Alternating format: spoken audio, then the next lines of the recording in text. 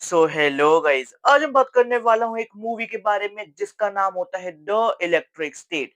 It was release on directly Netflix. अगर मैं इसके भैया बजट के बारे में बात करूँ, इस मूवी का बजट जो जो सुनने में आया है और जो लाइक ऐसे दो चार भैया हमें न्यूज से पता लगा, इस मूवी का बजट है 320 मिलियन डॉलर। अगर मोटा मोटा अगर मैं इसको अपनी इंडियन करेंसी में बोलूँ, दैट इज 2000 करोड़ का इस मूवी का बजट है। और ये थिएटर पे नहीं, ये सिर्फ नेटफ्लिक्स पे आई है। एंड हाँ भाई, इसकी ड्यूरेशन है 2 घंटे 8 मिनट के आसपास की। ये मूवी रिलीज हुई थी 14 फरवरी 2025 को। अगर मैं इसकी स्टार कास्ट के बारे में बात करूँ तो भाई इसके अंदर है अपनी मिली बॉबी, यानी अपने स्ट्रेंजर थिंग्स में जो 1111 थी, इसमें वो होने वाली है फीमेल लीड के रूप पे। और भाई जो इस मूवी के मेन लीड होने वाले हैं वो होने वाले हैं अपने क्रिस पैट। अगर तुम्हें नाम से याद नहीं है तो भैया ये है अपने मार्वल के दूसरे मसीहा, यानी ये है अपने स्टार लॉर्ड। मूवी स्टार्ट होती है, मूवी चली जाती है 1990 में भैया, जहाँ पे दिखाते हैं अपने ह्यूमंस के बीच में और अपने रोबोट के बीच में एक जंग, एक वॉर ऑलरेडी छिड़ चुकी है। एंड भाई दिखाते हैं तब जो अपना सीईओ होता है भैया, वो एक टेक्नोलॉजी डेवलप करता है जिसका नाम होता है न्यूरोकास्टर। जिसकी वजह से भैया जितने भी ह्यूमन है वो अपनी पूरी मेमोरीज को, अपने पूरे माइंड को एक वर्चुअल लाइक ऐसे वर्चुअल फॉर्म में या एक रोबोट के अंदर स्टोर कर सकते हैं कि कल को भैया अगर हम इस ह्यूमन वर्सेस रोबोट में मर गए उसके बाद भी। बट सिचुएशन होती है कुछ अलग भैया, हम लाइक अपने ह्यूमन वर्सेस रोबोट की जंग में जीत जाते हैं। फिर उसके बाद दिखाते हैं भैया जो ये न्यूरोकास्टर टेक्नोलॉजी है, इससे इंसानों को इतना ज्यादा बेनिफिट हो चुका है कि वो अपनी अब असली लाइफ को छोड़ के वो अपनी वर्चुअल लाइफ जी रहे हैं। अगर उनको बाहर से कुछ भी सामान लाना है, कुछ भी वेजिटेबल वगैरह, उसके लिए भी इनको कुछ बाहर का काम है, तो अब ये खुद नहीं जाते। अब ये भैया अपने भेज देते हैं ड्रोन को, वो सारी चीजें लाके इनके घर पे पहुंचा देता है। 1990 के बाद अपनी मूवी चली जाती है 1994 में, जहाँ पे दिखाते हैं एक माइकल नाम की लड़की होती है which is played by Miley Bobby. And भैया वो रह रही होती है अपने टॉक्सिक बाप के साथ। एंड भाई daddy issues is my favourite genre in movies. फिर दिखाते हैं भाई जिस लाइक एक कार में जो अपनी माइकल होती है, उसका टॉक्सिक बाप, उसकी माँ, उसका भाई भैया जाना होता है। एंड वहीं पे उनकी कार का एक्सीडेंट हो जाता है। एंड भाई बट ऑफ कोर्स जो अपनी माइकल होती है वो बच जाती है, बट बाकी सारे वहां पे मारे जाते हैं। इसके बाद दिखाते हैं भाई जो अपनी माइकल होती है उसको एक नॉर्मल लाइफ जीने में, एक स्टेबल लाइफ जीने में बहुत ज्यादा दिक्कत आती है, इवन दो क्योंकि भाई जो उसकी स्कूल लाइफ होती है वो उसमें भी अच्छे से एडजस्ट नहीं कर पाती, क्योंकि जो ये 1990 में न्यूरो कास्टर टेक्नोलॉजी आई थी कि भैया तुम अपने माइंड को एक रोबोट के उस पे थोप दो, फिर उसके बाद तुम्हें अपने एक्चुअल में स्कूल नहीं आना, तुम्हें सारी चीजें वर्चुअल करनी है, बट ये उस चीज को एक्सेप्ट करने से मना कर देती है। जिस वजह से कहीं ना कहीं सब इसको आउटकास्ट करने लगते हैं। माइकल की लाइफ ऐसी जारी होती है जब तक उसकी लाइफ में एंट्री नहीं होती है अपने कॉस्मो द रोबोट की। तो बेसिकली कॉस्मो द रोबोट एक ऐसा रोबोट होते हैं भैया जिसके अंदर ना सेंटिमेंट होते हैं। एंड वो पर्सनली बाकी रोबोट के मुकाबले लाइक वो इंसानों को, इस वर्ल्ड को, क्रुअल्टी को एंड इन लाइक जो बाकी के इमोशंस है, बेसिकली अपना चिट्टी 2.0, वो इन सबको भैया बहुत अच्छे से फील कर सकता है। तो वो कहता है माइकल को कि देखो हम यहाँ से बाहर चलते हैं, क्योंकि जो तुम्हारा भाई है यानी जो क्रिस्टोफर है, मुझे उसने भेजा है तुम्हें लाने के लिए।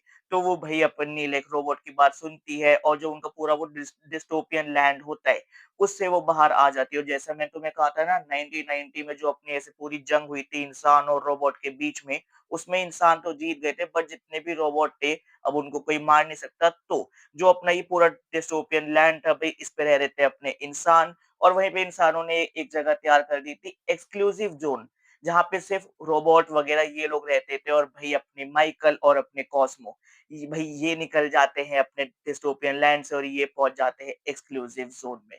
एक्सक्लूसिव जोन में एंट्री होने के बाद इन दोनों की मुलाकात होती है सबसे पहले अपने जॉन कीट से। एंड भाई साथ में इनकी मुलाकात होती है काफी सारे ऐसे एक्सक्लूसिव रोबोट से जो भैया अपने कॉस्मो की तरह होते हैं।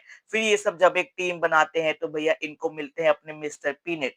तो अब जो ये पूरी टीम होती है इसको लीड करने लगते हैं मिस्टर पीनेट। मिस्टर पीनेट की टीम को आगे बढ़ने के बाद इनको मिलते हैं अपने डॉक्टर हेम्सवर्थ। एंड जहाँ पे भाई ये अपने माइकल को बताते हैं कि जो वो एक्सीडेंट हुआ था जिसमें क्रिस्टोफर भी था, तो वो मर गया था और नहीं भी मर गया था, बट भाई उसका जो इंटेलेक्चुअल दिमाग वो इतना तेज था, उसी की वजह से आज हम ये तैयार कर पाए हैं न्यूरोकास्टर टेक्नोलॉजी। न्यूरोकास्टर की वजह से ही जितने इंसान थे वो रोबोट के खिलाफ जीते थे। फिर उसके बाद दिखाते भई पूरी स्टोरी जानने के बाद जो अपनी माइकल होती है उसके सीने में इतनी ज़्यादा आग लगती है कि वो कॉस्मो को कहती है और जॉन कीट्स को कहती है, क्या तुम मेरा साथ दोगे?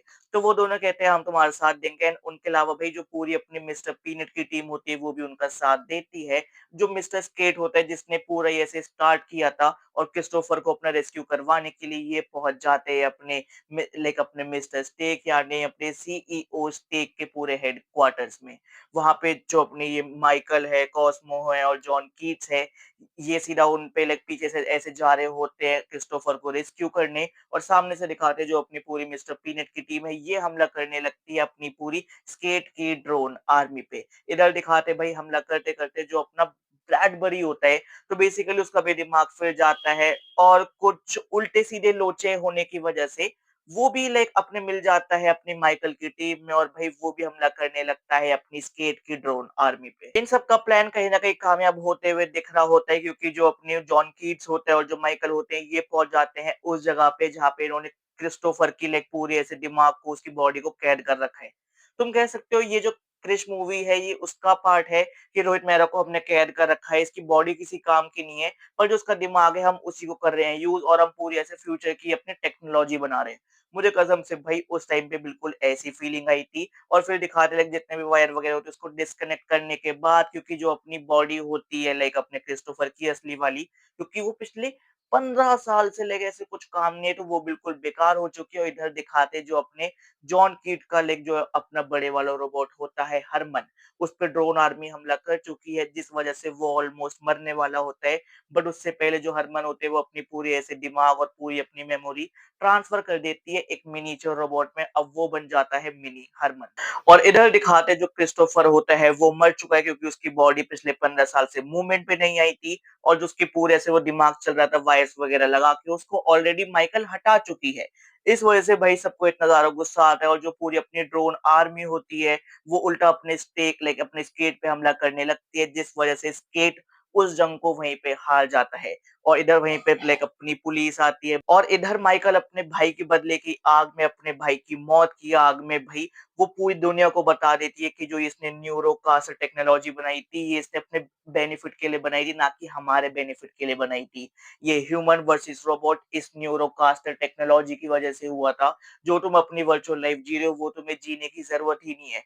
ह्यूमंस एंड रोबोट साथ में अच्छे से जी सकते हैं बिना किसी दिक्कत के। तो अपनी वर्चुअल लाइफ को छोड़ो अपनी असली लाइफ में जीना स्टार्ट कर दो। इधर दिखाते क्योंकि भाई जो अपना क्रिस्टोफर है वो ऑलरेडी मर चुका है तो जो अपनी कॉस्मो की बॉडी होती है वो भी किसी काम की नहीं होती है। तो इनमें दिखाते जो अपने जॉन कीट्स और जो माइकल होते हैं भैया ये दूर फेंक देते हैं अपने कॉस्मो की बॉडी को और यहाँ पे हो जाती है मूवी खत्म। बट बिल्कुल एंड में दिखाते हैं जो अपनी कॉस्मो की बॉडी होती है उसके अंदर थोड़ी बहुत अपनी मेमोरी और थोड़ी बहुत अपनी वो वर्चुअल लाइफ बची होती है क्रिस्टोफर की। तो गाइस यहाँ पे हो जाती है अपनी द इलेक्ट्रिक स्टेट मूवी खत्म। देखो पर्सनली मैं कहूंगा इस मूवी का जो इन्होंने मेन प्लॉट रखने की कोशिश की थी कि एक रोबोट के अंदर भी सेंटिमेंट्स हो सकते हैं, इमोशंस हो सकते हैं, मैं पर्सनली उससे इतना ज्यादा कनेक्ट नहीं कर पाया। इन्होंने कॉस्मो के रूप में उसको दिखाने का बहुत अच्छा ट्राई किया but I didn't feel that in very much. But हाँ मैं कहूंगा भाई जो इस मूवी के वीएफएक्स थे मेरे हिसाब से भाई इस मूवी का जो 2000 करोड़ का जो बजट फूका है ना वो सिर्फ इसी में फूक दिया होगा कि भाई इतना स्ट्रॉन्ग लाइक जो उसका वीएफएक्स था वो लाइक जितने रोबोट है पूरी अपनी जो डिस्टोपियन लैंडस्केप है अपना एक्सक्लूसिव जोन है वो सब इतने अच्छे से दिखाते हैं। एंड सेकेंड थिंग ये मूवी अपनी dystopian sci-fi action adventure movie. तो मेरे हिसाब से जो इस मूवी की जो स्टोरी लाइन थी अगर वो थोड़ी और स्ट्रांग होती तो मैं इससे थोड़ा और ज्यादा एग्री कर पाता। बट हाँ ये इस वाले जॉनरा में लाइक करती है। एंड यस अगर तुम इसका डायरेक्टर नहीं पता it is directed by Russo brothers जिन्होंने Avengers Infinity War, Avengers Endgame, Captain America, Winter Soldier जैसी लेजेंडरी और क्लासिक मूवीज बनाई है। उन्होंने द इलेक्ट्रिक स्टेट बनाई, मैंने इसको बस इसी वजह से देखा था। बट मुझे नहीं पता था कि भाई रूसो ब्रदर्स भी बेकार काम कर सकते हैं इन टर्म्स ऑफ डायरेक्शन। तो वाली थोड़ी चीज है। तो गाइस ये था मेरा द इलेक्ट्रिक स्टेट मूवी पे रिव्यू। अगर तुम्हें मेरा रिव्यू अच्छा लगा तो इस वीडियो पे लाइक कर दो, इस वीडियो पे कमेंट कर दो, इस वीडियो पे शेयर कर दो। बाकी जल्द मिलते हैं एक और नई वीडियो के साथ।